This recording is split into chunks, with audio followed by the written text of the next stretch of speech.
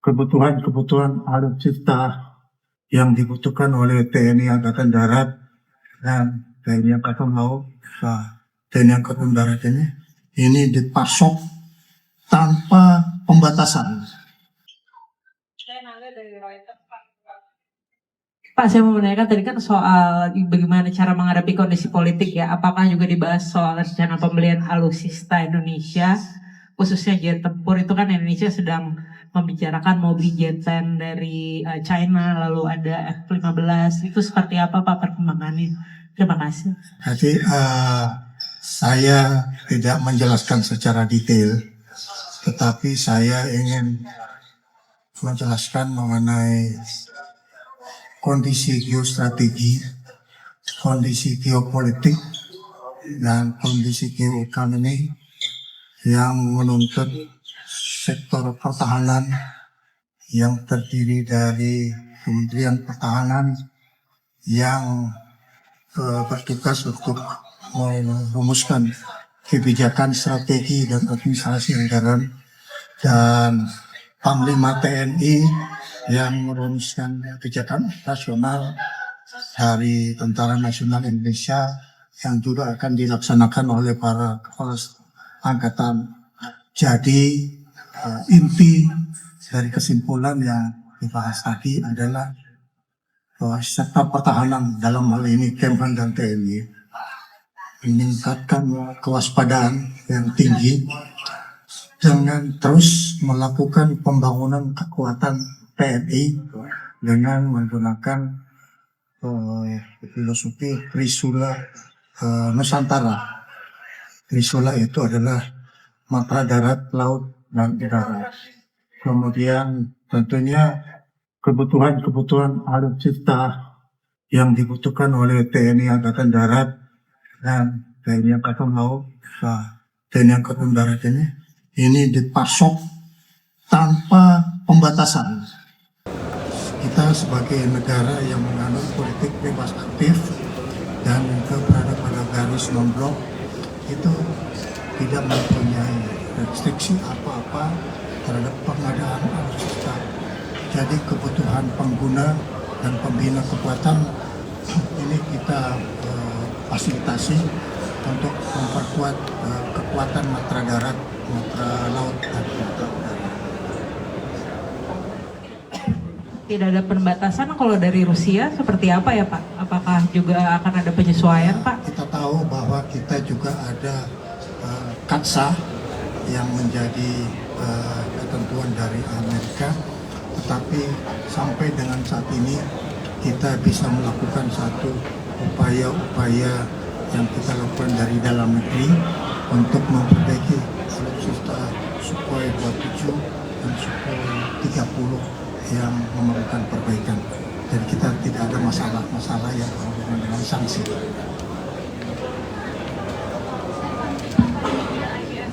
Pak Menhan, izin saya punya 2 pertanyaan. Yang pertama Pak, kita mengetahui bahwa saat ini fokus TNI selain untuk pengembangan teritorial juga harus tetap mempersiapkan fungsi utamanya sebagai satuan tempur. Lalu kemudian ada banyak pertanyaan di benak publik karena kan situasi gencatan senjata di Timur Tengah itu diperkirakan tidak permanen ya Pak, dan bisa pecah kapan saja. Pertanyaannya, apakah kalau seandainya situasi serupa menimpa Indonesia, kita secara pertahanan kuat begitu Pak, misalnya untuk mendapatkan serangan udara dari negara tetangga gitu. Kalau misalnya sudah ada disiapkan, apa saja yang disiapkan? Kemudian yang kedua Pak Menhan, terkait dengan kesepakatan dengan Perdana Menteri Malaysia terkait pengelolaan Selat Ambalat, mengapa kita akhirnya memilih kebijakan untuk mengelola itu secara bersama-sama Pak Ambalat? Ya, terima kasih Pak Menhan. Ya, mengenai apa yang tadi disebutkan, Ambalat itu kita hindari hal-hal yang menyangkut konflik. Kita negara bertetangga, sebaiknya kita bertetangga dengan rukun. Kita tidak perlu bertetangga dengan konflik. Oleh karena itu, jalan yang terbaik yang kita bisa lakukan adalah melakukan satu pengelolaan sumber daya alam secara bersama-sama dengan mentargetkan mutual benefit, tapi atas dasar mutual respect terhadap kedaulatan negara Kesatuan Republik Indonesia dan juga menghormati kedaulatan negara Malaysia. Yang kedua mungkin bisa tambahkan.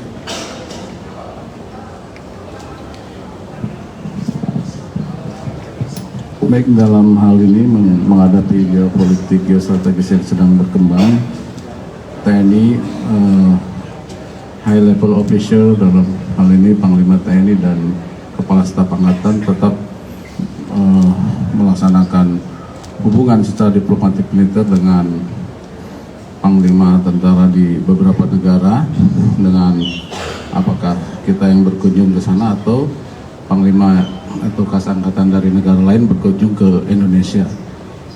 Kemudian di bidang latihan, TNI juga menggelar beberapa latihan dengan negara lain. Kemudian juga pertukaran pelajar. Kita ada 26 negara, jadi kita mengirim sekolah dari level kapten sampai lemhanas ke beberapa negara yang ada di Indonesia. Demikian juga dari negara-negara ASEAN ataupun Asia Pasifik itu mengirim ke Indonesia untuk mengikuti pendidikan yang sama. Terima kasih.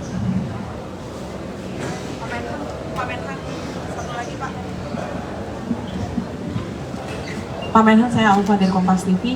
Pak, mau menanyakan terkait dengan kondisi geopolitik saat ini, khususnya terkait dengan konflik yang dilakukan oleh Israel di beberapa negara. Posisi Indonesia itu sebenarnya seperti apa, Pak, untuk hubungannya dengan negara-negara yang kemudian mendukung posisi Israel? Apakah ini yang kemudian membuat Bapak Presiden mempertimbangkan untuk datang ke Prancis misalkan, karena kemarin kan dipastikan beliau akan memenuhi undangan, tapi belum tentu sampai saat ini. Itu seperti apa sih Pak hubungan Indonesia dengan negara-negara tersebut? Filosofi bernegara bagi kepemimpinan nasional Indonesia adalah 1000 kawan terlalu sedikit, dan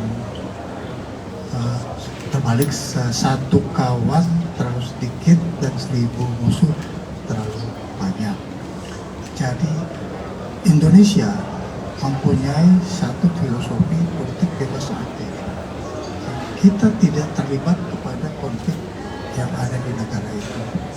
Tetapi concern yang ada di Indonesia adalah penderitaan kemanusiaan. Jadi Indonesia sangat concern terhadap konflik-konflik yang menimbulkan akibat terhadap penderitaan kemanusiaan. Kita tahu bahwa perang yang sudah terjadi sejak 7 Oktober itu sudah menghasilkan 60.000 korban. Nah, ini yang menjadi concern Presiden Prabowo untuk melakukan diplomasi. Berhentilah untuk berkonflik. Marilah duduk sama-sama agar kita bisa mendapatkan satu solusi yang bermanfaat bagi kemanusiaan. Kita jangan jadikan perlombaan senjata itu sebagai ajang korbannya jumlah manusia yang tidak berdosa. Saya kira itu ya. Terima kasih. Cukup ya. Terima kasih.